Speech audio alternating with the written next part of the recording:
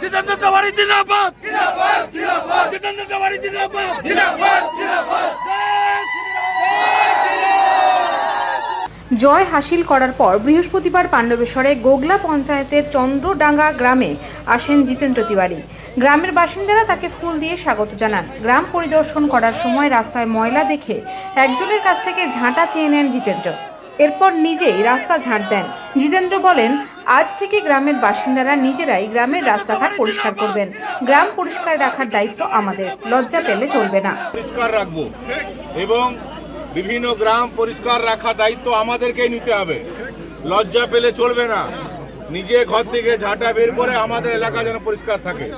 কাল থেকে সমস্ত গ্রামে এই কাজ আরম্ভ করবেন এবং 10 তারিখের পর আমিও বিভিন্ন গ্রামে ঘুরবো। যে গ্রামে আমাদের ছেলেরা সবচেয়ে ভালো পরিষ্কার পরিচ্ছন্ন করবে তাদেরকে পুরস্কার দেওয়া হবে, ঠিক আছে তো?